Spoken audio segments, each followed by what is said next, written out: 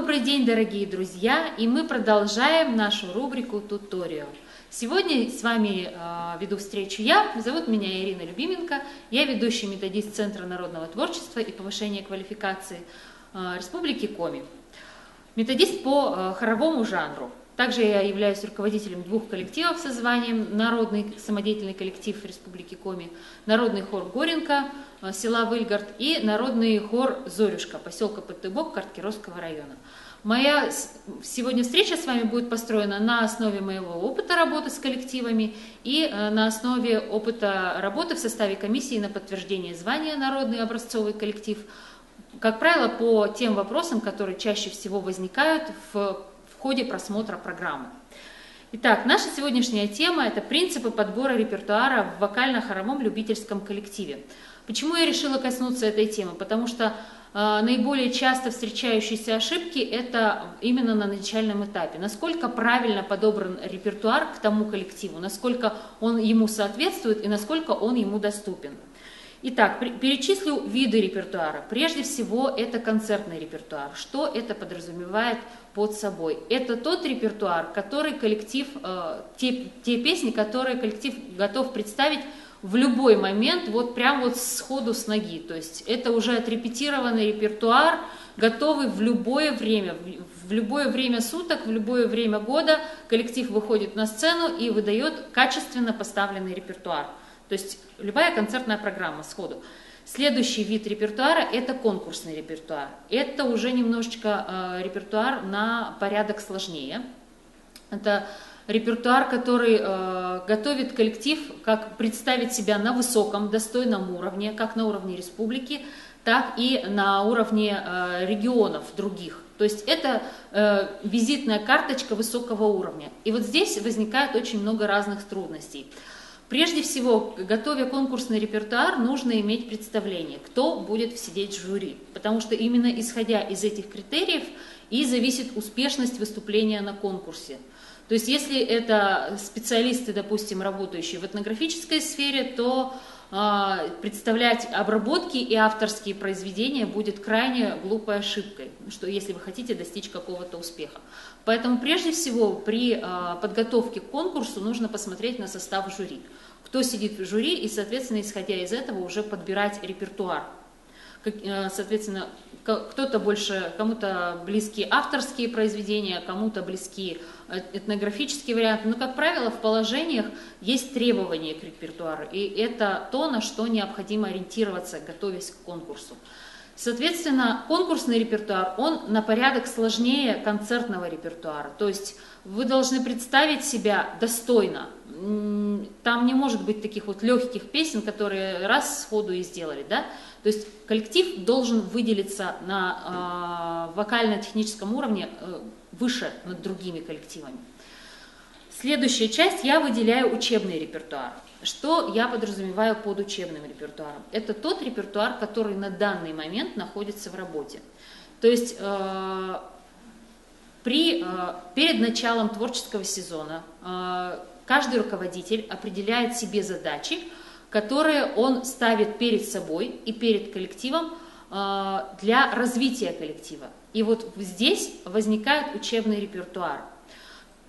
Именно на развитие тех навыков, вокально-технических приемов, на развитие музыкальных способностей, которые он хочет развить в своем коллективе. И вот уже под эти задачи он подбирает репертуар.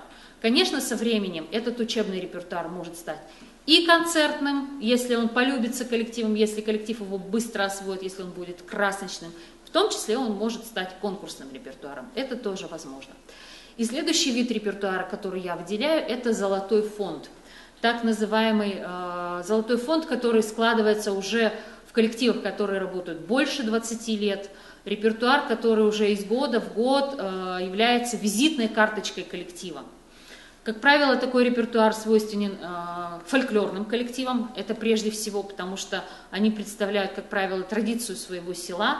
Ну и также репертуар, который уже много-много-много лет назад был в коллективе и полюбившийся участниками коллектива репертуар, который они любят исполнять. И именно этот репертуар, как правило, ждут зрители, фанаты именно этого коллектива в зале. Итак, самое важное, какие же принципы подбора репертуара выделяют? Прежде всего, это соответствие задачам музыкально-художественного воспитания.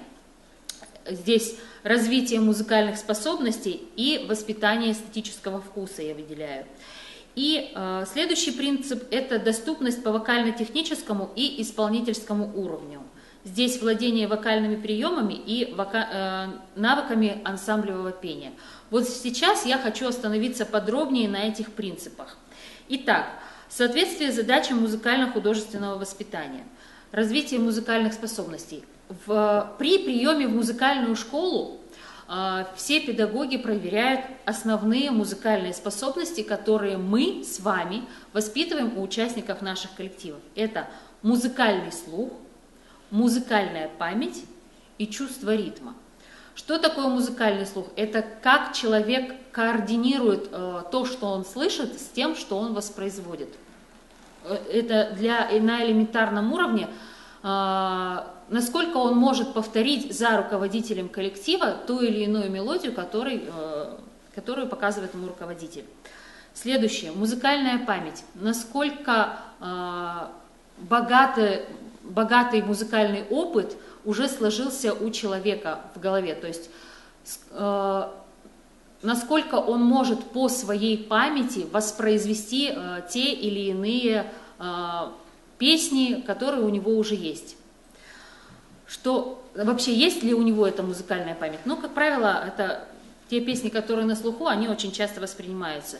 И чувство ритма, самая сложная музыкальная способность, которая, если психологи, которые работают в области музыкальной психологии, некоторые считают, что в некоторых случаях чувство ритма развить просто невозможно. То есть либо человек схватывает ритмически, либо с ним можно работать и научить, либо бывают такие случаи, что в некоторых случаях чувство ритма развить у участников невозможно.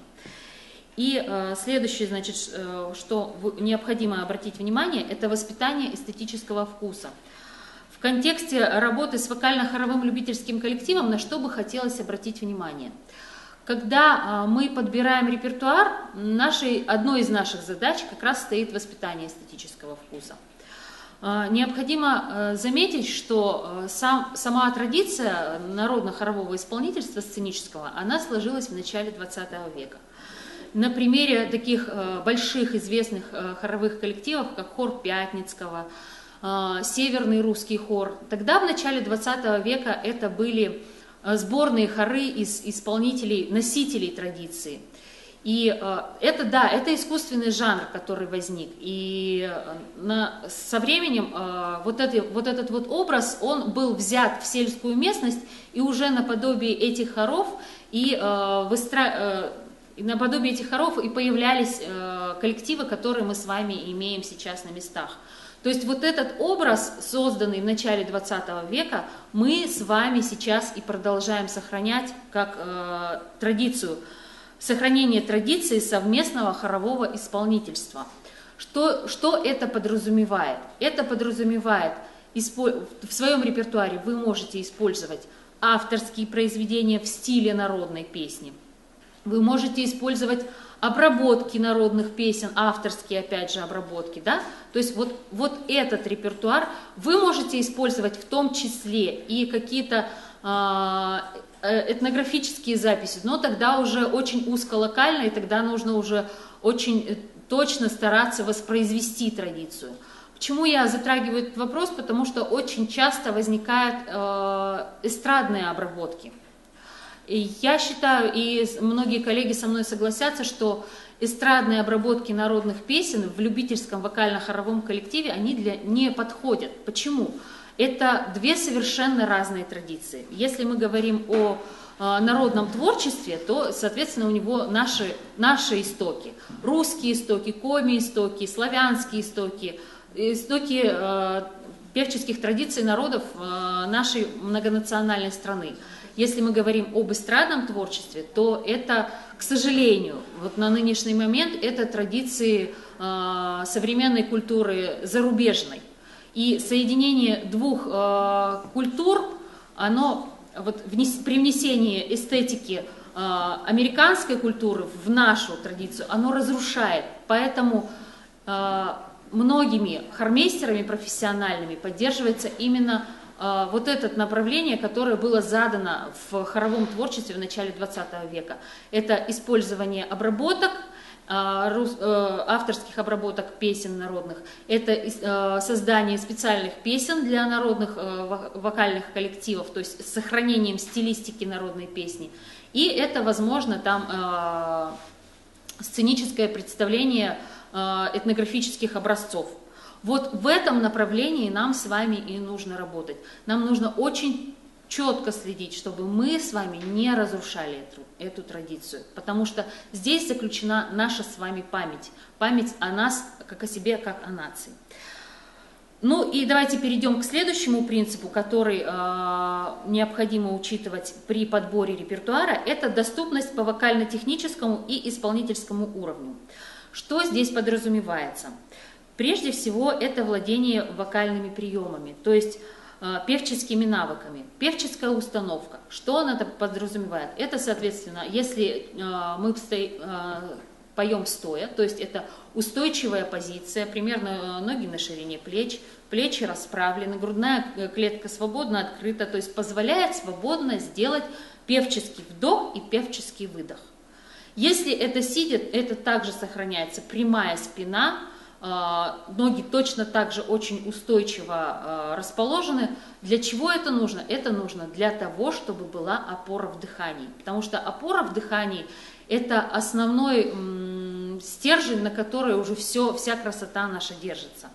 Вот, собственно говоря, к певческому дыханию мы с вами и переходим. Певческое дыхание подразумевает короткий вдох, можно носом, можно ртом, можно смешанный вдох, и долгий на хорошей опоре выдох, то есть насколько возможно продолжительный.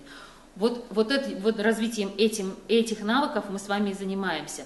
Следующий певческий навык – это частота интонирования. Ну, я считаю, что тут уже бессмысленно о чем-то говорить. Вы сразу слышите, либо человек попадает в мелодию, либо он не попадает. Если он не попадает, тогда уже нужно работать над развитием его музыкального слуха, чтобы он научился координировать слух со своим голосом.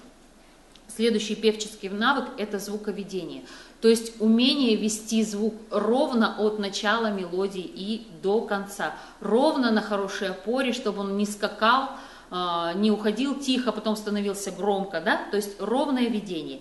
И следующий певческий навык – это четкость дикции. Я думаю, что тоже объяснять здесь не нужно, потому что каждое слово со сцены, оно должно быть понятно зрителю. И что еще необходимо ответить? Вокальные приемы. Какие у нас есть вокальные приемы? Это умение петь в неудобных регистрах. Для мужчин это фальцетный регистр, потому что, как правило, мужчины говорят в грудном регистре, да и женщины тоже.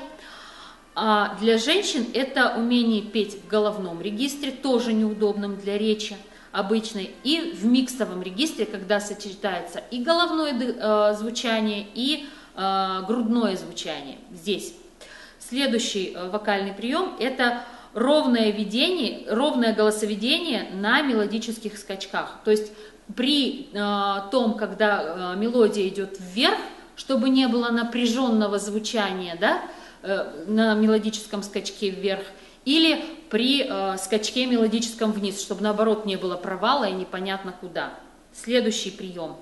Ровное голосоведение при переходе из одного регистра в другой. То есть там тоже, особенно и в мужском, тоже очень резко меняется тембральная окраска.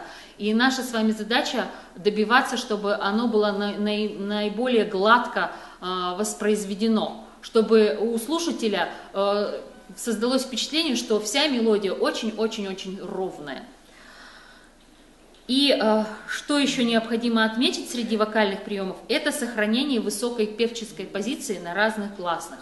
У нас есть с вами широкие гласные, как А, О, когда мы с вами раскрываем рот. Есть узкие гласные, У и И. Вот на узких гласных находится самая яркая певческая позиция.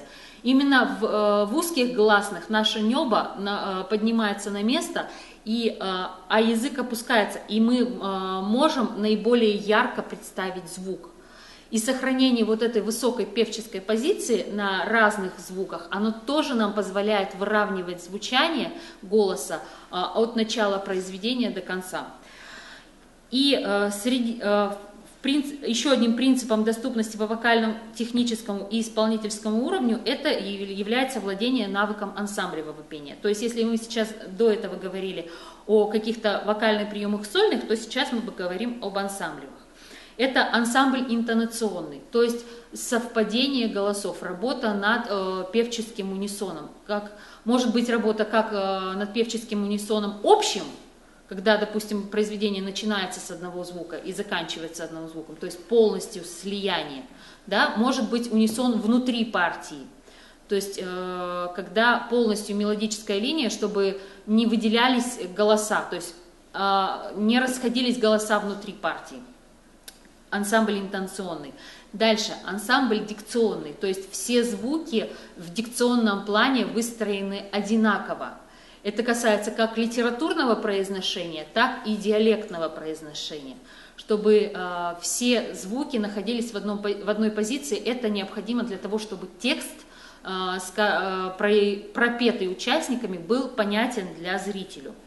Это ритмический ансамбль, подразумевает одновременное произношение при пропевании всех слов, чтобы совпадение было абсолютное. Вот над этим навыком ансамблевого пения мы еще работаем. Мы работаем над навыком динамического ансамбля, то есть все по громкости звучания, все участники звучали ровно, чтобы не было тоже выделения по громкости.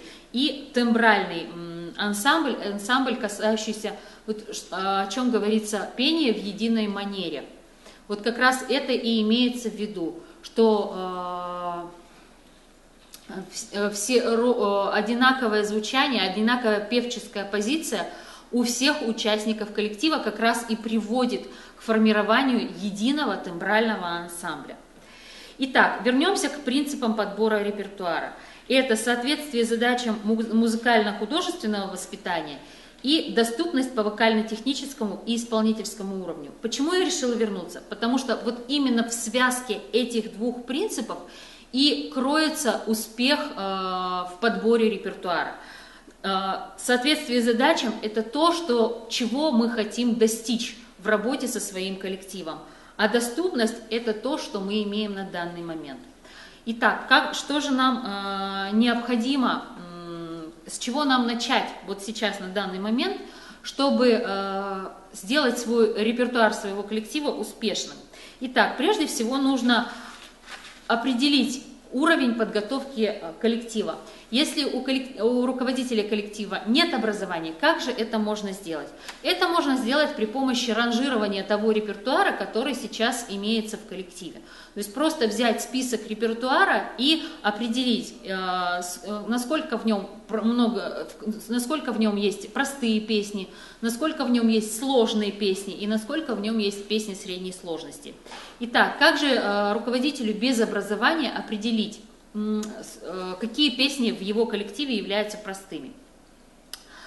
К простым песням можно отнести песни на 2-3 голоса, диапазон который составляет 4 звука в одной партии. Голоса движутся постепенно, то есть без резких скачков, в основном ровно, и при пении этих песен не вызывает напряжения голоса. То есть, как правило, песни спеты в грудном регистре, в том, в котором мы обычно с вами разговариваем. Вот эти песни можно отнести к простым. И вы сразу в репертуаре своем их очень легко найдете. Также вы очень легко найдете сложные песни. Что под этим подразумевается? Это песни с составом от 3 вокальных партий. В этих песнях, как правило, присутствует развитое мелодическое движение внутри партии. Если в простых песнях, допустим, движение идет сначала, допустим, вверх, а потом вниз, да, или наоборот, сначала вниз, а потом вверх, да, то тут может быть несколько мелодических волн, может быть постепенным движением, может быть скачком, могут быть разные скачки вниз и вверх, то есть тут многообразие очень широкое. Диапазон может быть от 6 звуков внутри партии. Для сложной песни это, как правило, так и бывает. Может быть сложная ритмическая организация. Что это подразумевается? Что ритм в разных партиях может не совпадать, и это нормально для сложной песни. Сложные песни требуют высоких вокальных исполнительских навыков. То, о чем мы с вами говорили, да, то есть это пение в неудобном диапазоне, пение на широких скачках, то, о чем мы с вами уже говорили. И вот между этими двумя категориями возникают песни средней сложности, да. Это могут быть песни как на 2, так и на 3 голоса. В них могут быть скачки, как правило, охватывающие весь диапазон, да, то есть от низкого до высокого звука, но все-таки в них преобладает постепенное движение. Ровное. Диапазон внутри партии может быть 4-5 звуков, больше это уже широкий диапазон. Ну и простая ритмическая организация, которая соответствует общей ритмической организации песни. Вот я вам сейчас бы посоветовала взять свой репертуар и ранжировать вот по этим 3 категориям: простым песням, сложным песням и песням средней сложности. И уже видя из того, что вы имеете на данный момент, вы можете определить уровень подготовленности вашего коллектива и уже ставить задачи на будущее. Если ваш коллектив легко справляется с песнями средней сложности, тогда да, вам нужно уже ставить задачу и расти дальше. Если ваш коллектив не справляется с песнями средней сложности, тогда вам нужно опуститься на уровень пониже и подобрать побольше простых песен и заниматься шлифовкой навыков и вокальных навыков, и навыков ансамблевого исполнения. И уже исходя из этого ставить свои задачи на следующее развитие. Я надеюсь, что наша рубрика сегодня вам была интересна. Мне очень бы хотелось услышать ваши отклики. До следующих новых встреч!